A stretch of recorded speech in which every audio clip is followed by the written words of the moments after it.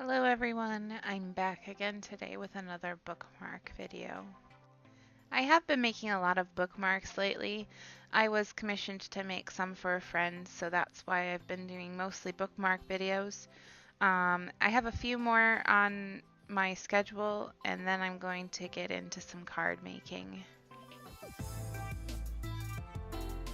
So for this bookmark, I wanted it to be very bright, with a lot of greens and yellows and a very small amount of blue. So I started by using some distress ink for blending. I have been doing a lot of ink blending with distress ink lately. The colors that I chose to use here are mustard seed, twisted citron, cracked pistachio, evergreen bough, and mermaid lagoon. I used my heat tool to try and speed up the drying process.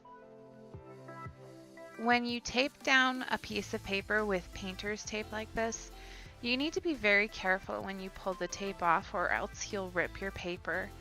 I know it looks like I pulled it off really fast, but actually this video is sped up quite a bit. I also find that it helps when you pull it at a very steep angle. I used my powder tool to prep the paper for embossing, and I tested it with powder real quick to make sure that nothing stuck to it. It was a good thing I did because it was still sticky. So at this point I realized that not very much powder was coming out of my powder tool, and so I opened it up and I saw that it was very clogged. I spilled a bunch of the powder when I opened it, so I just used that powder to prep the paper. And it worked out very well.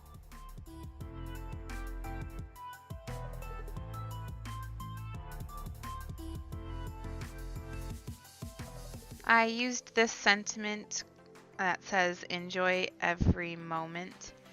It's from an old stamp set that I got from Michael's, which they actually don't sell anymore, but you could use any stamp that you like right here.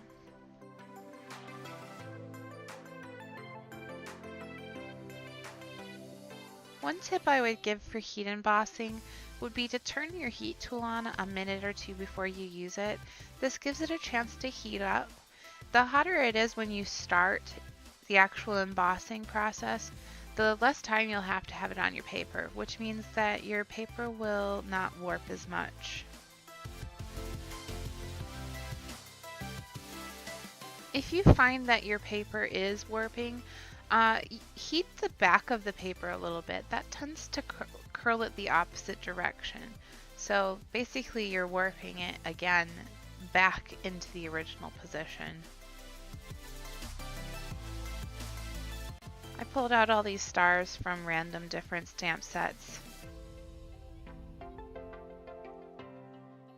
I will try to include a list in the description of all the supplies I used. So a little bit about these bookmarks that I made for a friend of mine. My friend is a part of a Reddit gift exchange, and if you know anything about Reddit gift exchanges, you don't really get much information about the person receiving the gift. So when my friend asked me to make these bookmarks, he gave me a very brief description of who they were going to, so I didn't have much to go on. I don't even know if these are going to a guy or a girl. I ended up making 5 bookmarks altogether for this friend, and so you'll see 2 more videos with bookmarks coming up soon. When I planned the bookmark designs, I tried to make them designs that most people would like. It's very interesting designing for a stranger. I really hope whoever ends up with these loves them. The powder got messed up a little bit on that top star and that one on the side, so I just used a paintbrush to brush off any loose powder that was in the wrong spot. I really need to make one of these for myself. I've been making a lot of them lately, but I still don't have one for me.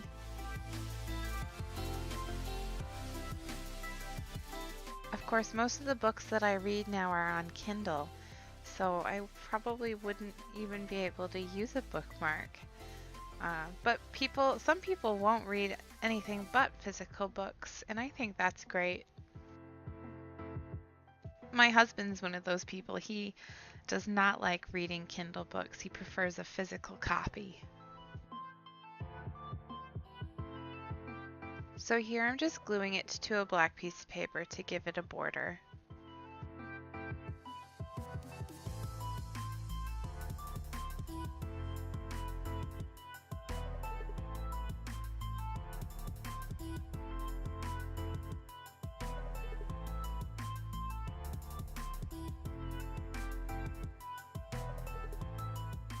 I busted out my sequins because, of course, this is going to be a shaker bookmark.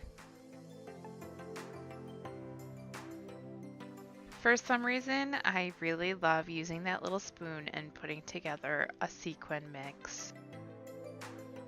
I find it very enjoyable. I decided I didn't want to use those blue sequins, so I pulled them out and put them back in.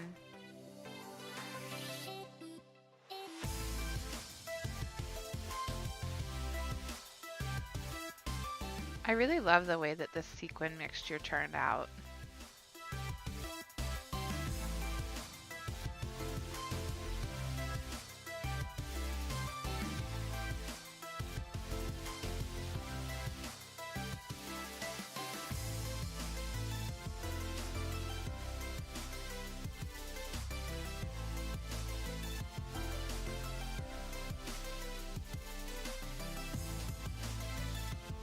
I was very careful with my fuse tool today. I did not want to burn myself again. I fused together one side and then stuck the bookmark in to fuse together the other side to make my pocket.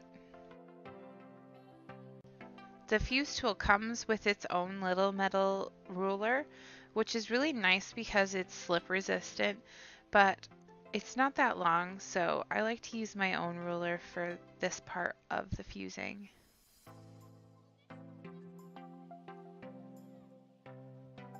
So now I'm just going to cut off the excess plastic.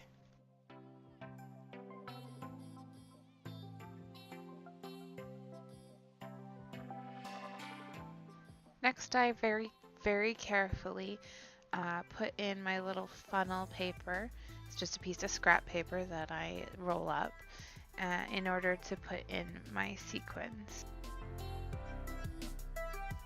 For some reason, this part of the video, every time I make one of these bookmarks, this ends up off camera. It's probably because I'm really focusing so that I don't spill the sequins everywhere and I forget about the camera.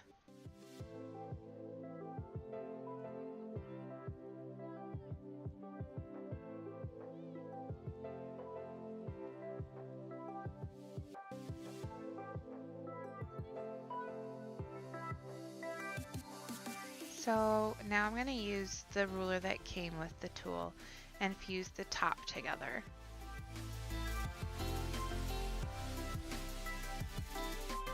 I then line up my bookmark on my cutting mat and use the angle provided there so that both sides of the bookmark are the same angle. I would not recommend doing this with a cutting mat that you use all the time, because the fuse tool is so hot that it will melt your cutting mat. This is my really old cutting mat from college, and I don't mind ruining it because it is pretty beat up already.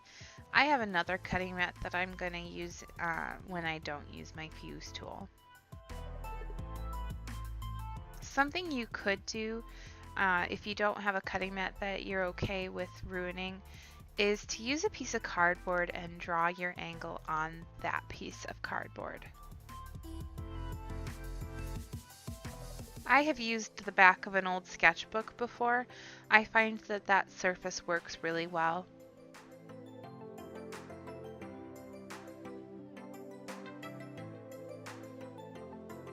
I decided I wanted to use some black twine for the tassel on this bookmark, So I just cut out about 5 or 6 pieces of it to loop through the top.